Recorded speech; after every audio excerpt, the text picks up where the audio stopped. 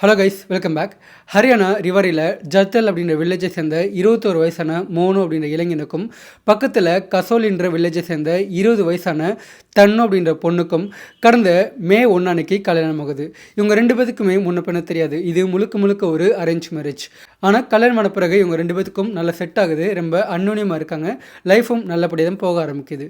அப்படி இருக்கும்போது பார்த்தோன்னா கல்யாணம் ஆகிட்டு சரியாக ஒரு 1 மந்த் கழித்து தன்னும் தன் கணவன்கிட்ட மோனுக்கிட்ட போயிட்டு இந்த மாதிரி என்னுடைய பேரண்ட்ஸை பார்க்கணும் போல இருக்குது, நான் என்னுடைய வீட்டுக்கு போயிட்டு ஒரு 10 நாள் இருந்துட்டு வந்துட்டுமா அப்படின்னு சொல்லி கேட்குறாங்க.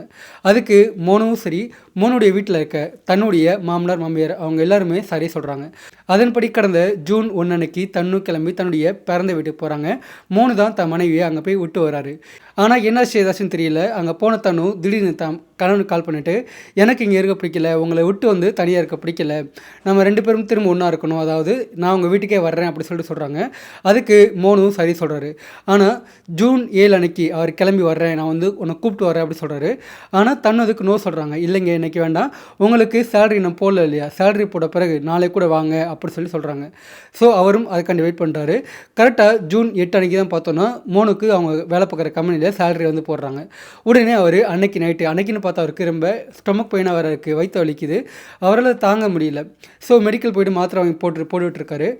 ஆனால் கூட தன் மனையை போய் கூப்பிட்டு வரணும் அப்படின்ற ஒரு எண்ணத்தோட அவர் என்ன பண்ணுறாரு, வீட்டிலேருந்து தான் எலக்ட்ரிக் ஸ்கூட்டி வந்து வச்சுருக்காரு.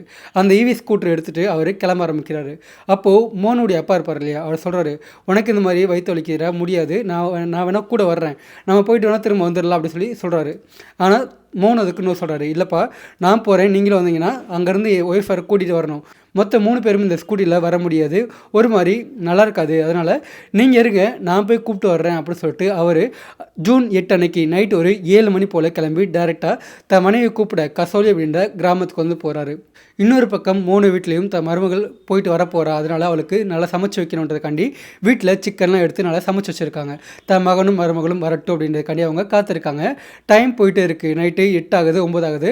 அப்போ கூட அவங்களுக்கு பெருசாக சந்தேகம் ஏற்படலை. ஏன்னா மாமனார் வீடு போயிருக்கான், ஸோ அங்கே தான் சாப்பிட்டு கூட வருவான், இல்லைன்னா கொஞ்சம் பேசிட்டு வரதுக்கு டைம் ஆகும் அப்படின்றதுக்காண்டி இவங்க காத்துட்டே இருக்காங்க. பொதுவாக அந்த கிராமத்துக்கு போயிட்டு வரணும் அப்படின்னா குறைஞ்சது அரை மணி நேரத்துலேருந்து 3/4 மணி நேரம் தான், அவ்வளோதான். ஏன்னா இடைப்பட்ட தூரம் வந்து வெறும் 12 கிலோமீட்டர் மட்டும்தான். வந்துடுவாங்கன்னு அவங்களும் காத்துட்டே இருக்காங்க. டைம் போயிட்டே இருக்குது, நைட்டு 10 ஆகுது. அப்போ கூட தன் மருமக 2 பேரும் வரவே இல்லை. உடனே மோனுடைய அப்பா என்ன பண்ணுறாரு, தன் மகனுக்கு கால் பண்ணுறாரு, எங்கே இருக்க என்ன பண்ணுற அப்படின்னு கேட்க. ஆனால் கால் பண்ணால் ஃபோனு சுவிட்ச் ஆஃபில் வருது. அவர் திரும்ப திரும்ப கால் பண்ணிட்டே இருந்தாலும் ஃபோன் போகவே இல்லை. அதனால் அவர் என்ன பண்ணுறாரு, டேரெக்டாக தன் மருமகள் இந்த தன்னுக்கு வந்து கால் பண்ணுறாரு. இந்த மாதிரி வந்துட்டானாம்மா, நீ எப்போ கிளம்பி வர்ற அப்படின்னு சொல்லிட்டு அவங்ககிட்ட கேட்குறாரு. அப்போ தன்னு என்ன சொல்கிறாங்கன்னா, என்ன அம்மா சொல்கிறீங்க, அவரு இன்னும் இங்கே வரவே இல்லை, நாங்களும் அவருக்காண்டி தான் காத்திருக்கோம், நானும் அவருக்காண்டி தான் காத்திருக்கேன், ஆனால் இப்போ வரைக்கும் அவர் இங்கே வரவே இல்லையே, என்ன சொல்கிறீங்க அப்படி சொல்லிட்டு அவங்களும் ஷாக் ஆகிட்டு கேட்குறாங்க. அதை கேட்ட உடனே மோனுடைய அப்பாவும் ஷாக் ஆகுறாரு. என்னம்மா சொல்கிற, அவன் உன்னை பார்க்க 7 மணிக்கெல்லாம் கிளம்பி வந்துட்டானே, இந்நேரத்துக்கு அவன் அங்கே வந்திருக்கணும், உடனே கூப்பிட்டு இங்கே வந்திருக்கணும், ஆனால் இப்போ வரைக்கும் வரல, உனக்கு கால் பண்ணானா அப்படின்னு கேட்குறாரு. இல்லை மாமா, நானும் அவருக்கு தொடர்ந்து கால் பண்ணிட்டு தான் இருக்கேன், ஆனால் அவருக்கு கால் போகவே இல்லையே, ஃபோனு ஆஃபில் இருக்கே அப்படின்னு சொல்லிட்டு அவங்களும் சொல்கிறாங்க. உடனே தன்னுடைய அப்பா இருப்பார் இல்லையா, அவங்களும் பேசுகிறாங்க. அவங்களும் அதை கேட்டு ஷாக் ஆகுறாங்க. இன்னொரு பக்கம் மோனுடைய அப்பா ரொம்ப ஷாக் ஆகிட்டு அந்த கிராமத்தில் மோனுடைய ஃப்ரெண்ட்ஸ்லாம் இருப்பாங்க இல்லையா, அவங்களுக்கெல்லாம் கால் பண்ணி இந்த மாதிரி அவன் கிளம்பி ஒய்ஃபை கூப்பிட போனான்டா, ஆனால் இன்னும் திரும்ப வீட்டுக்கு வரல, கால் பண்ணால் ஃபோனு ஆஃபில் இருக்குது, அவன் எங்கே போனால் என்னாச்சுன்னு தெரியல, நீங்கள் உடனே அந்த கிராமத்துக்கு போய் பாருங்கள், போகிற வழி ஃபுல்லாக தேடி பாருங்கள் அப்படின்னு சொல்லிட்டு இந்த கிராமத்தில் இருக்க மோனுடைய ஃப்ரெண்ட்ஸுக்கெல்லாம் கால் பண்ணி சொல்கிறாங்க. அதை கேட்ட உடனே மோனுடைய ஃப்ரெண்ட்ஸும் தேடி பார்க்குறாங்க. ஆனால் எங்கே தேடி பார்த்தாலும் அவர் கிடைக்கல. போகிற வழி ஃபுல்லாக 4-5 பாதை இருக்குது அந்த கிராமத்துக்கு போகிறதுக்கு, எல்லா பக்கமும் தேடி போகிறாங்க, ஆனால் எங்கே தேடினாலும் கிடைக்கல. அதே மாதிரி அவர் கால் பண்ணாலும் ஃபோனு சுவிட்ச் ஆஃபில் இருக்குது. ஸோ அதனால் 2 ஃபேமிலியும் பயந்து போகிறாங்க. ஏன்னா இத்தனைக்கும் கல்யாணம் ஆகிட்டு வெறும் 1 மாதம் தான் ஆயிருக்கு, அதுக்குள்ளேயும் மாப்பிள்ளையை காணா அப்படின்னும் போது 2 ஃபேமிலியும் ஷாக் ஆகுறாங்க. உடனே என்ன பண்ணுறாங்க, அன்னைக்கு நைட்டு அதாவது ஜூன் 9 அன்னைக்கு அதிகாலை 1 மணி போல் மிட் நைட்டில் வந்து டேரெக்டாக மோனுடைய பக்கத்தில் இருக்க போலீஸ்கிட்ட வந்து போகிறாங்க. ஸ்டேஷன் வந்து போயிட்டு இந்த மாதிரி என் பையன் வந்து ஒய்ஃபை கூப்பிட போனான், இத்தனைக்கும் அவனுக்கு கல்யாணம் ஆகிட்டு 1 மாதம் தான் ஆயிருக்கு, ஆனால் போன என் பையன் திரும்ப வரல, ஃபோன் பண்ணால் ஃபோனு ஆஃபில் இருக்குது, அவன் எங்கே போனால் என்னன்னு எதுவுமே தெரியல, தேடி கண்டுபிடிச்சி கொடுங்க அப்படின்னு அவர் ஸ்டேஷனில் வந்து கேஸ் வந்து ஃபைல் பண்ணுறாரு. அதை கேட்ட போலீஸ்காரங்களும் எஃப்ஐஆர் பதிவு பண்ணி அந்த கேஸையும் சீரியஸாக எடுத்துக்கிட்டு, ஏன்னா புதுசாக கல்யாணம் ஆயிருக்கு இல்லையா, சீரியஸாக எடுத்துக்கிட்டு அடுத்த நாள் காலையிலேயே ஜூன் 9 அன்னைக்கு காலையிலேயே அவங்க என்கொயரி ஆரம்பிக்கிறாங்க. டேரெக்டாக மோனு அதே மாதிரி தன்னு அவங்க 2 பேர்த்துடைய வீட்டுக்கும் டீம் அனுப்பி 2 பேருமே தனித்தனியாக என்கொயரி பண்ணுறாங்க. ஆனால் அவர் இத்தனைக்கும் அவங்க ஃபேமிலிக்குள்ளே எந்த ஒரு பிரச்சனையும் கிடையாது. அதே மாதிரி மோனு தன்னு அவங்க 2 பேத்துக்கு இடையில கணவன் மனைவி இடையில எந்தவித பிரச்சனையும் கிடையாது அப்படின்னு தெரிய வருது. அப்படிங்கும்போது அவர் எங்கே போயிருப்பார், அவருக்கு என்ன ஆயிருக்கு அப்படின்னு எதுவுமே தெரியல. ஸோ போலீஸ் வந்து கொஞ்சம் என்கொயரி பண்ணிகிட்டே இருக்காங்க. ஆனால் அதுக்கு அடுத்த நாளே ஜூன் 10, 2026 ஜர்தல் அப்படிங்கிற வில்லேஜ்லேருந்து கசோலிக்கு போகிற ஒரு ஒத்தடி பாதை வந்து இருக்குது. அது பக்கத்துலேயே ஒரு பெரிய கேனல் கால்வாய் வந்து இருக்குது. அங்கே ஃபுல்லாக தண்ணி வந்து போயிட்டுருக்கு. அந்த வழியாக ஒருத்தர் போயிட்டு இருக்கும்போது அந்த தண்ணிக்குள்ளே வந்து ஒரு ஸ்கூட்டர் விழுந்து கிடக்கிற மாதிரி அவர் பார்க்குறாரு. பார்த்த உடனே அவருக்கு ஒரு விதமாக தப்பாப்படுது. ஏன்னா ஒரு ஸ்கூட்டர் உள்ளே விழுந்து கிடக்குன்னா அதை யாராவது வெளியே எடுத்திருப்பாங்க, வெளியே எடுக்க ட்ரை பண்ணுவாங்க. ஆனால் அந்த ஸ்கூட்டர் பக்கத்தில் வெளியே யாருமே கிடையாது. அதே மாதிரி அந்த ஸ்கூட்டரும் அனாதையாக தண்ணிக்குள்ளே கிடக்கு. ஸோ அதை பார்த்து அவருக்கு சந்தேகம் ஏற்பட்டு உடனே கண்ட்ரோல் ரூம் கால் பண்ணி இன்ஃபார்ம் பண்ணுறாரு. அந்த போலீஸ்காரங்க டேரெக்டாக இந்த ஜர்தல் வில்லேஜில் இருக்க போலீஸ்காரங்களுக்கு கனெக்ட் பண்ணி அங்கே போக சொல்கிறாங்க. ஸோ போலீஸ்காரங்களுக்கும் ஏன்னா அதுக்கு முந்தின நாள் தான் இந்த ஒரு கேஸ் வந்து பதிவாயிருக்கு. ஸோ கண்டிப்பாக அது சம்மந்தமாக இருக்கலாம் அப்படின்னு டேரெக்டாக போலீஸ்காரங்க அங்கே போகிறாங்க. அங்கே போயிட்டு பார்க்கும்போது மோனுடைய அப்பா எந்த ஸ்கூட்டர் சொன்னாரோ அந்த ஸ்கூட்டருடைய வண்டி நம்பர், ஈவி வெஹிக்கிள், அதே மாதிரி அந்த கலர் எல்லாமே பக்காவாக மேட்ச் ஆகுது. அந்த ஸ்கூட்டி பார்த்தோன்னா தண்ணிக்குள்ளே முங்கி கிடக்கு. போலீஸ் ஃபஸ்ட்டு அந்த ஸ்கூட்டியை வெளியே எடுக்கிறாங்க. அது மட்டும் இல்லாமல் போலீஸ்க்கு இன்னொரு சந்தேகம் வருது. இந்த ஸ்கூட்டி இங்கே கிடக்குன்னா அதை ஓட்டிட்டு வந்த ஆள் எங்கே இருக்கார், அவர் எங்கே போனார் அப்படின்னு அவரை தேட ஆரம்பிக்கிறாங்க. பக்கத்தில் ஃபுல்லாக தேடி பார்க்குறாங்க. ஆனால் அங்கே யாருமே எதுவுமே இல்லை. அதே மாதிரி சந்தேகப்படும்படி எதுவுமே இல்லை. அதுக்கடுத்து என்ன பண்ணுறாங்க, ஒருவேளை இந்த மூணு வந்து வண்டி ஓடி வரும்போது தவறி இந்த வாய்க்காலுக்குள்ளே கீழே விழுந்திருக்கலாம், அதில் அவர் உள்ளே விழுந்து முங்கியிருக்கலாம் அப்படின்னு போலீஸ் என்ன பண்ணுறாங்க, அந்த லோக்கல் ஆளுங்களை வச்சு அந்த கால்வாய்க்குள்ளே ஃபுல்லாக தேட ஆரம்பிக்கிறாங்க. அந்த ஸ்கூட்டி எங்கே கிடச்சிதோ அங்கே ஃபுல்லாக தேடுறாங்க. ஆனால் அங்கே பார்த்தோன்னா அந்த மோனுடைய பாடி கிடைக்கல. ஆனால் விடலை, என்ன பண்ணுறாங்க, கொஞ்சம் தள்ளி அந்த கால்வாய் எந்த நீரோட்டத்தில் போதோ அந்த நீரோட்டத்தில் கொஞ்சம் தள்ளியும் தேடி பார்க்க சொல்கிறாங்க. அங்கேயும் தேடி பார்க்குறாங்க. அப்படி பார்க்கும்போது சரியாக அந்த ஸ்கூட்டி கடந்த இடத்துலேருந்து 100 மீட்டர் தாண்டி இந்த மோனுடைய பாடி கிடக்கு. ஏன்னா தண்ணி ரொம்ப ஃபாஸ்ட்டாக போயிருக்கிறதுனால பாடி வந்து தண்ணியில் அடிச்சிட்டு போயிருக்கு. போலீஸ் அந்த பாடி மீட்டெடுக்கிறாங்க.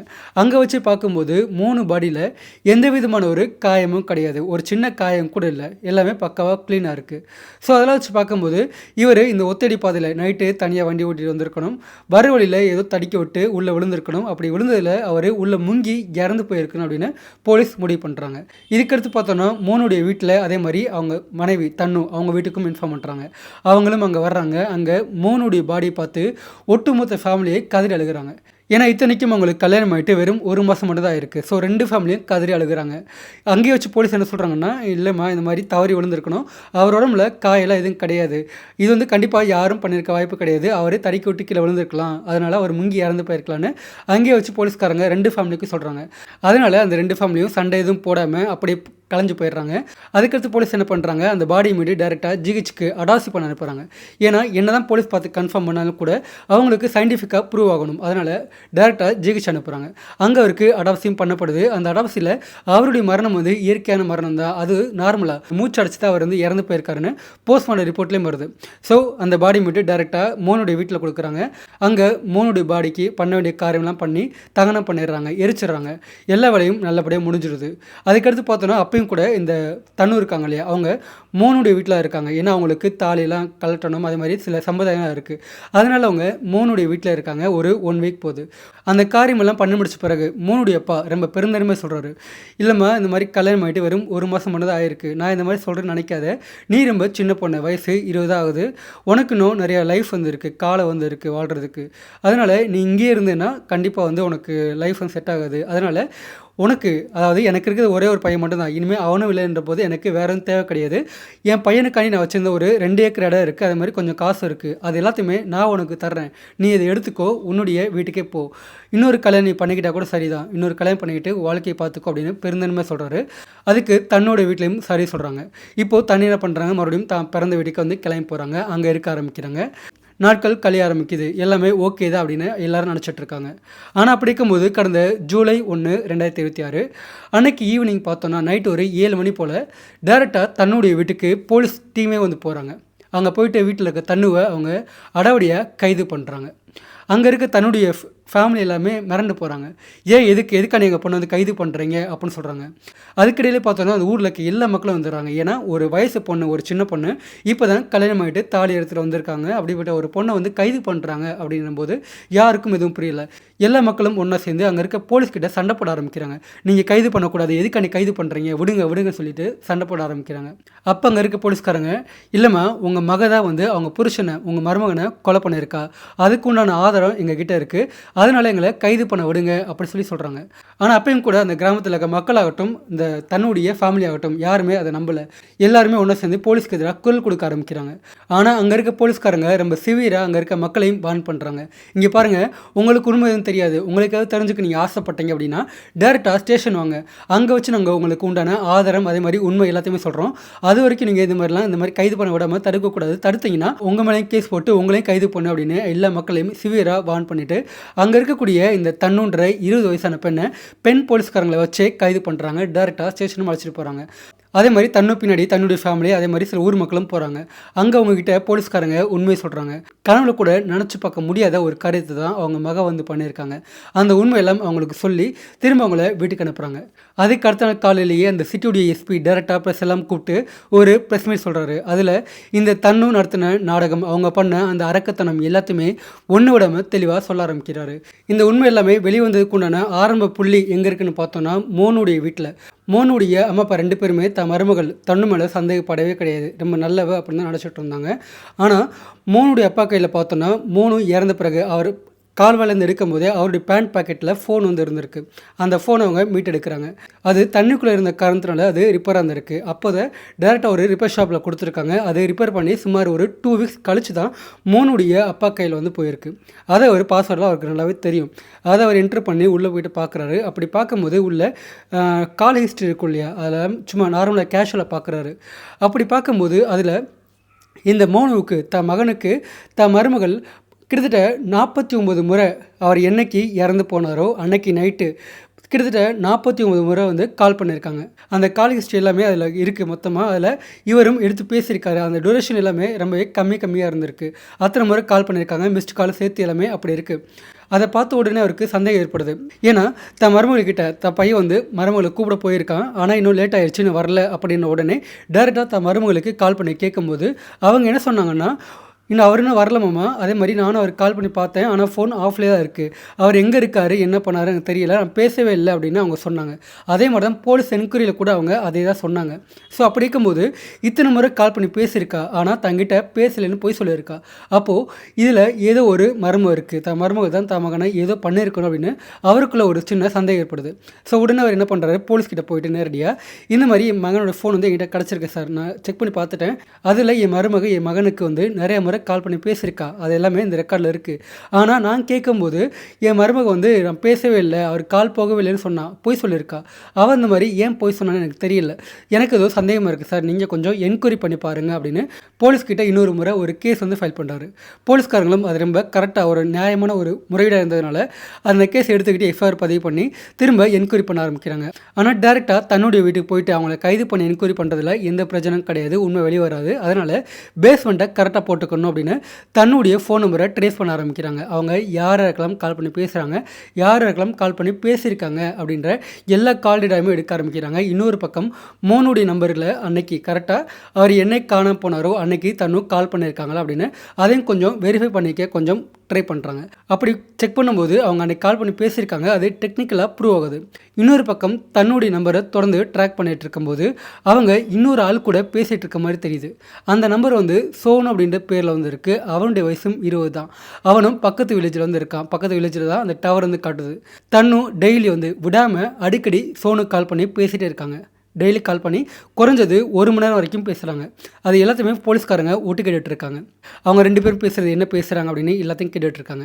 அது மட்டும் இல்லாமல் ஆனால் அப்போ கூட அவங்க 2 பேருமே இந்த மோனுடைய கொலை விஷயம் பற்றி வேறு எதுவும் பேசவே இல்லை, வாயை திறக்கவே இல்லை, நார்மலாக பேசிகிட்டு இருக்காங்க. இருந்தாலும் அவங்களுக்கு ஒரு ஸ்ட்ராங்கான ஒரு பாயிண்ட், ஒரு எவிடன்ஸ் வந்து தேவைப்படுது. வெயிட் பண்ணிகிட்டே இருக்காங்க. அதே மாதிரி தன்னு வீட்டுக்கு வெளியேவும் சில போலீஸ்காரங்களை போட்டு, தெரியாமையே போலீஸ்காரங்களை போட்டு அவங்கள வாட்ச் பண்ணிட்டே இருக்காங்க. அப்படி இருக்கும்போது கடந்த ஜூன் 30, அதாவது இந்த மோனு இறந்து போய் சுமார் ஒரு 3 வாரம் கழித்து தன்னுடைய வீட்டிலேருந்து தன்னு அவங்களாவே தனியால் வெளியே போகிறாங்க. அவங்க வீட்டில் என்ன சொல்கிறாங்கன்னா, இந்த மாதிரி நான் வெளியே போக வேண்டியது இருக்குமா, கொஞ்சம் வேலையெல்லாம் இருக்குது, பர்ச்சேஸ் பண்ண வேண்டியதாக இருக்குது, ஸோ நான் வெளியே போயிட்டு வரேன், எனக்கு கொஞ்சம் நிம்மதியாக இருக்குமே அப்படின்னு சொல்லிட்டு தன் வீட்டில் சொல்லிட்டு போகிறாங்க. அவங்க வீட்லேயும் அதுக்கு சம்மதிக்கிறாங்க. ஏன்னா தன் மகள் வந்து இப்போ தான் கணவனை இழந்திருக்கா, அவள் வீட்டுக்குள்ளே இருந்தால் அவளுடைய மைண்ட் வந்து கொஞ்சம் நல்லா இருக்காது, வெளியே போயிட்டு வந்தால் கொஞ்சம் ஃப்ரீயாவா அப்படின்னு அவங்களும் அதுக்கு சம்மதிச்சு தன் மகளை மட்டும் தனியாக வீட்டை விட்டு வெளியே அனுப்ப சம்மதிக்கிறாங்க. இப்போது தன்னு தான் ஸ்கூட்டியில் தனியாக வெளியே போகிறாங்க. ஆனால் தன்னுக்கு தெரியாது போலீஸ்காரங்க அவங்கள ஃபாலோ பண்ணுறாங்கன்னு. தன்னு என்ன பண்ணுறாங்க, நேராக சிட்டியில் இருக்க ஒரு லாட்ஜுக்கு போகிறாங்க. அதை பார்த்து போலீஸ்க்கு ஒன்றும் புரியல. ஏன்னா வெளியே போகிறாங்கன்னு தெரியும், அவங்க எதுக்காண்டி போனாங்கன்னு தெரியாது. ஆனால் வெளியே போகிறாங்க, சும்மா கடைக்கு எங்கேயாவது போவாங்க, இல்லை ஃப்ரெண்ட்ஸ் வேறு யாராவது பார்க்க போவாங்க அப்படின்னு பார்த்தா, இப்போ தான் கணவனை இழந்த ஒரு பெண் வந்து விதவை டேரெக்டாக ஒரு லாட்ஜுக்கு போகிறாங்கன்னா அவங்களுக்கு ஒன்றும் புரியல. இருந்தாலும் காத்திருக்காங்க.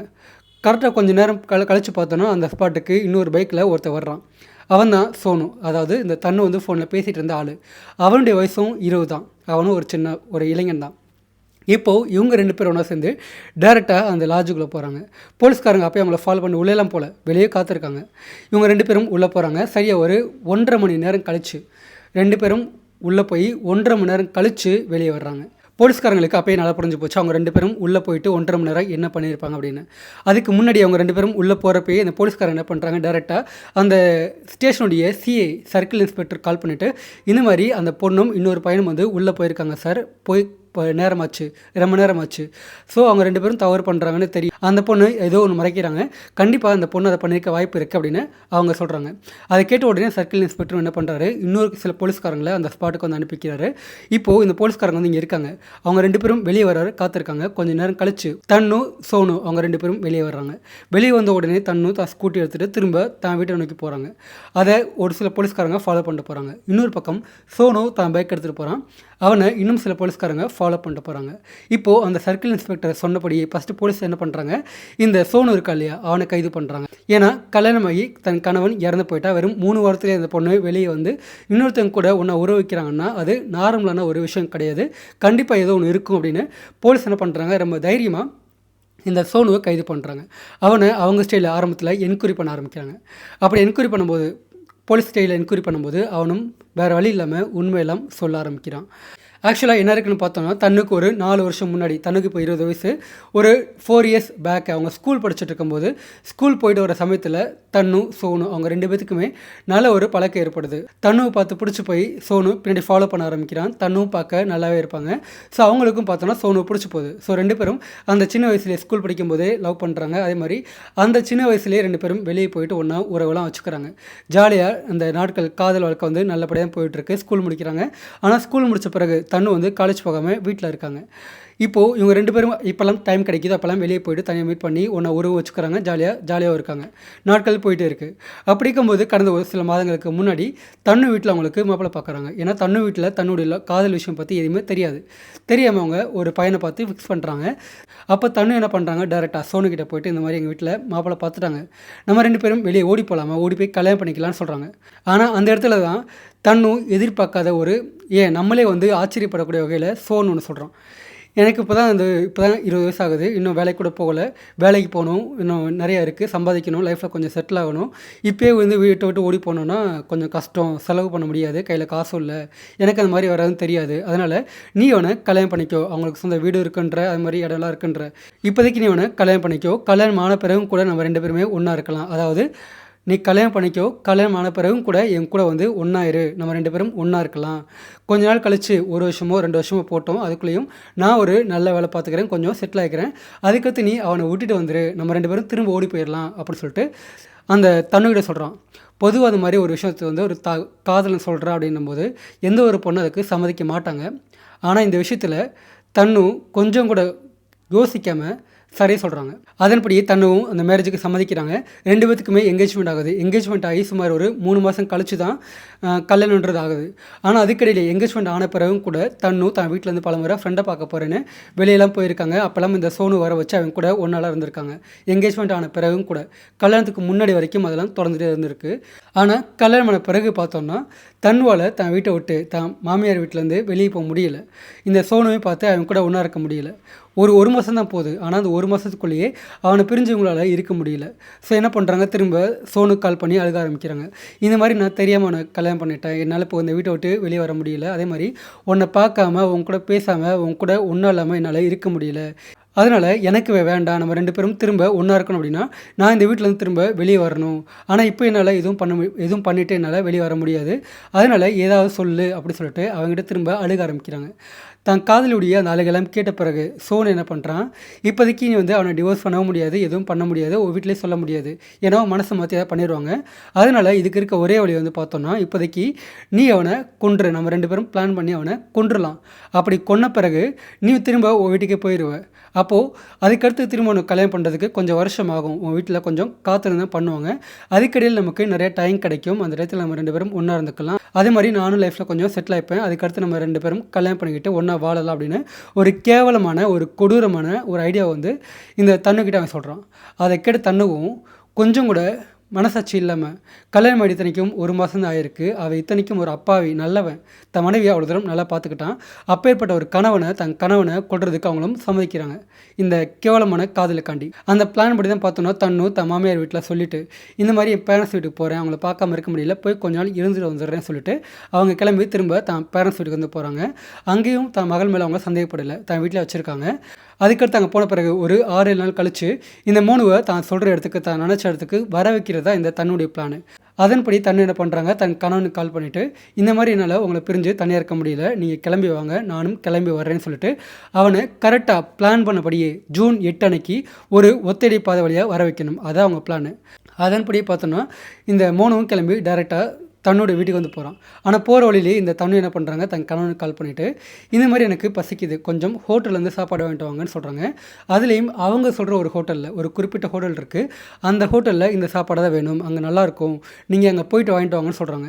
ஆனால் அப்போ மோனுக்கு வயிற்று வலின்னு பார்த்தோம், அவரால் முடியல, என்னால் முடியலம்மா, நம்ம இப்போ தான் மாத்திரைலாம் போட்டிருக்கேன், நான் டேரெக்டாக அங்கே வந்துடுறேன், அதுக்கடுத்து நம்ம 2 பேரும் நேரடியாக அந்த ஹோட்டலுக்கு போய் கூட சாப்பிட்டு கூட போகலாம் அப்படின்னு சொல்லி மோனு சொல்கிறான்.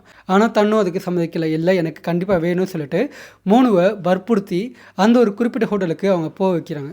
அதுக்கு போகிறதுக்கு முன்னாடியே பல முறை வந்து அவனுக்கு கால் பண்ணி இங்கே போயிட்டீங்களா, அங்கே வாங்கிட்டீங்களான்னு சொல்லிட்டு பல முறை கால் பண்ணி கேட்குறாங்க. இப்போ அந்த ஹோட்டலில் சாப்பாடெல்லாம் வாங்கின பிறகு தண்ணி என்ன சொல்கிறாங்க, இந்த மாதிரி அந்த கால்வாய் ஒட்டின மாதிரி ஒரு ஒத்தடி பாதை இருக்குது, அந்த வழியை வந்தால் ரொம்ப சீக்கிரமாக வீட்டுக்கு வந்துடலாம், ஸோ நீங்கள் நேராக அதில் வாங்க, இது வந்து ஒரு ஷார்ட்கட்டு அப்படி சொல்லிட்டு தன் கணவனுக்கு அதை சொல்கிறாங்க. ஆனால் மோனுக்கு அந்த ஒத்தடி பாதை தெரியாது, ஏன்னா அது நிறைய இடத்துல வளைஞ்சு நெளிஞ்சு போகும், அதே மாதிரி நிறைய இடத்துல சந்துக்குள்ளெல்லாம் போக வேண்டியது இருக்கும், அதனால் தெரியல. ஆனால் தன்னு என்ன பண்ணுறாங்க, அவர் எப்படியாவது அந்த வழியில் வர வச்சாகணும் அப்படின்றதுக்காண்டி தொடர்ந்து அவருக்கு கால் பண்ணி இந்த வழியை வாங்க, அந்த ஷார்ட்கட்டில் வாங்க, இந்த லெஃப்ட்டு போங்க, அந்த ரைட்டு போங்கன்னு சொல்லி பல முறை கால் பண்ணி அவரை அந்த குறிப்பிட்ட ஒத்தடி பாதையில் வர வைக்கிறாங்க. எதுக்காண்டினா அந்த ஒத்தடி பாதை யாரும் அதிகமாக யூஸ் பண்ணாத பாதை, அதே மாதிரி ஆள் நடமாட்டமும் சுத்தமாக இருக்காது நைட் ஆகிட்டா. இன்னொரு பக்கம் தன்னு பிளான் பண்ணபடியே சோனு, ஹரிஓம், அமன் இவங்க 3 பேருமே அந்த ஒத்தடி பாதையில் காத்துட்ருக்காங்க. மோனுவும் தன் ஸ்கூட்டரில் அந்த பக்கமாக போக ஆரம்பிக்கிறாரு. அவர் வராரு அப்படின்னு தெரிஞ்ச உடனே இந்த தன்னும் வந்து முன்னாடி கால் பண்ணி சொல்லிட்டாங்க இந்த மாதிரி வந்துட்டுருக்காருன்னு. இவங்க 3 பேரும் அந்த ரோட்டை மறைச்சி நிப்பாட்டுறாங்க. மோனுவும் எதுவுமே தெரியாமல் சும்மா அந்த ஸ்கூட்டி வந்து நிப்பாட்டுறாரு. அப்படி நிப்பாட்டின உடனே இவங்க 3 பேரும் மோனுக்கிட்ட போயிட்டு சும்மா நார்மலாக பேசுகிற மாதிரி பேசுகிறாங்க. பேசிகிட்டு இருக்கும்போதே அங்கே இருக்க அம்மன் என்ன பண்ணுறான், மோனுடைய பின்னாடி வந்து போகிறான். அந்த சமயத்தில் இந்த சோனு அதே மாதிரி ஹரிஓம் இவங்க 2 பேருமே மோனுடைய கை 2த்தையுமே கெட்டியாக பிடிச்சிக்கிறாங்க. அவர் கீழே விழக்கூடாது, அவருக்கு எந்த விதமான ஒரு சின்ன காயம் கூட ஏற்படக்கூடாது அப்படின்றதுக்காண்டி அவர்களுடைய கை 2த்தையுமே ரொம்ப கெட்டியாக பிடிச்சிக்கிறாங்க. ஸ்கூட்டிலேருந்து அவரை தனியாக பிரிச்செடுக்கிறாங்க, அதாவது தள்ளி கொண்டு போகிறாங்க. அப்போது பின்னாடி இருக்க அம்மன் என்ன பண்ணுறான், மோனுடைய வாய் அதே மாதிரி மூக்கு 2த்தையுமே ரொம்ப கெட்டியாக பொத்திக்கிறான், அடைச்சிக்கிறான். உடம்புலேருந்து காற்று வெளியே போகக்கூடாது, மூச்சு அடைச்சி இறந்து போன மாதிரி தான் அது இருக்கணும் அப்படின்றதுக்காண்டி அதை பண்ணுறான். மோனுவும் எவ்வளோ ட்ரை பண்ணுறான் தப்பிக்க, ஆனால் அந்த 3 பேருமே ரொம்ப கெட்டியாக வந்து பிடிச்சிக்கிறாங்க. அதனால் மூச்சு அடைச்சி போய் மோனு அதே ஸ்பாட்டில் இறந்து போகிறான். இப்போ அவங்க 3 பேரும் என்ன பண்ணுறாங்க, அவங்க பிளான் பண்ணபடியே அந்த ஈவி ஸ்கூட்டரை பக்கத்தில் இருக்க கால்வாய்க்குள்ளே தூக்கி போடுறாங்க. அதே மாதிரி இந்த மோனுவையும் பக்கத்தில் இருக்க கால்வாய்க்குள்ளே கொஞ்சம் தூக்கி வீசுகிறாங்க. யார் பார்த்தாலுமே அவர் கொலை பண்ணியிருக்காங்கன்னு சந்தேகமே வராது, ஏன்னா இத்தனைக்கும் அவர் உடம்புல ஒரு காயம் கூட கிடையாது. அதான் இவங்க பிளானே. இப்போது அந்த மாதிரி போட்ட பிறகு இவங்க 3 பேரும் திரும்ப கிளம்பி போயிடுறாங்க. ஆனால் இன்னொரு பக்கம் இந்த தன்னுவும் அவங்க நாடகத்தை ஆரம்பிக்கிறாங்க. தன் கணவன் தனக்கு கால் பண்ணவே இல்லை, அதே மாதிரி தான் கால் பண்ணும்போதும் அவர் ஃபோன் வந்து ஆஃபில் இருந்துச்சு அப்படின்னு எதுவுமே தெரியாத மாதிரி நடிக்க ஆரம்பிக்கிறாங்க. ஆனால் அவங்க நடிப்பை இன்னும் கொஞ்சம் கண்டினியூ பண்ணியிருந்தால் கூட பரவாயில்ல. மோனுடைய அப்பா ஒரு பக்கம் தான் பையன் ஃபோனில் இருக்க அந்த கால் ஹிஸ்ட்ரி எல்லாம் எடுத்து பார்த்துட்டு டேரெக்டாக போலீஸில் கம்ப்ளைண்ட் கொடுத்த பிறகும் கூட போலீஸ்காரங்க ஆக்ஷன் எதுவும் இருக்கல. அவங்கள ஃபாலோ பண்ணி தான் இருந்தாங்க. தன்னு வீட்டில் என்ன பண்ணிகிட்டு இருக்காங்க அப்படின்னு அவங்களுடைய நடவடிக்கை எல்லாத்தையுமே தொடர்ந்து கண்காணிச்சுட்டு இருந்தாங்க. ஆனால் தன்னு பார்த்தோன்னா தன் காதலன் இந்த சோனு பிரிஞ்சு இருக்க முடியாமல் தன் கணவன் இத்தனைக்கும் இறந்து போய் அவர் கொலை பண்ணி 3 வாரம் கூட ஆகலை, அதுக்குள்ளேயே அவன் கூட மறுபடியும் ஒன்றா இருக்கணும் அப்படின்னு ஆசைப்பட்டு திரும்ப அவனுக்கு கால் பண்ணி பேசி அவனை வர வச்சு டேரெக்டாக ஒரு லாஜிக்கே போயிட்டு ஒன்றா உறவு வச்சுக்கிட்டாங்க. அப்போ தான் போலீஸ்காரங்களுக்கு அவங்க சந்தேகமே ஃபுல்லாக கன்ஃபார்ம் ஆச்சு. அதே மாதிரி இந்த சோனுவை பிடிச்சி என்கொயரி பண்ணும்போது இந்த உண்மை எல்லாமே வெளியே வந்துருச்சு. இதெல்லாம் தெரிஞ்ச பிறகு தான் போலீஸ்காரங்க நேராக இந்த தன்னுடைய வீட்டுக்கு போகிறாங்க, அவங்கள கைது பண்ணுறாங்க. அவங்களையும் என்கொயரி பண்ணும்போது உட்கார வச்சு என்கொயரி பண்ணும்போது அந்த உண்மை எல்லாமே வெளியே வந்துடுது. இது மட்டும் இல்லாமல் இந்த கொலையில் இன்னும் ஹெல்ப் பண்ண ஹரிஓம் அதே மாதிரி அமன் இவங்க 2 பேர்த்தையுமே கைது பண்ணுறாங்க. மொத்தம் 4 பேர்த்தையும் கைது பண்ணி ஜெயிலுக்குள்ளே போகிறாங்க. இந்த உண்மையெல்லாம் தெரிஞ்ச பிறகு மோனுடைய வீட்டில் ஆடி போகிறாங்க, அதே மாதிரி தன்னு வீட்லேயும் ஆடி போகிறாங்க. சொல்லப்போனால் 2 பேரும் கொஞ்சம் கூட ஈவர்க்கம் இல்லாமல் மனசாட்சி இல்லாமல் அந்த காரியத்தை பண்ணியிருக்காங்க. ஆனால் இதில் இவங்க 2 பேரும் பண்ணதில் ஒரு அப்பாவியோடைய உயிர் போயிடுச்சு. 21 வயசில் வாழ வேண்டிய வயசு, வாழ்க்கை அப்போ தான் ஆரம்பிச்சிருக்காரு. ஆனால் அவர் இன்றைக்கி ஒரு சாம்பலாக தண்ணியில் கரைஞ்சிட்டார். இது எல்லாத்துக்குமே காரணம் தன்னு சோனு அவங்க 2 பேர்த்துடைய காதல் என்ற பேரில் இருக்க கேவலமான ஒரு கருமாந்திரம், சொல்லப்போனால் ஒரு இச்சை அப்படின்னு நான் சொல்லுவேன். ஓகேங்களா? ஸோ ஃபைனலாக இந்த வீடியோ நீங்கள் ஃபுல்லாக பார்த்துருப்பீங்க. இதே மாதிரி நிறைய வீடியோ க்ரியேட் பண்ண எனக்கு ஒரு லைக் போட்டுப்பாங்க. ஓகேங்களா? நெக்ஸ்ட் வீடியோவில் பார்க்கலாம். பை.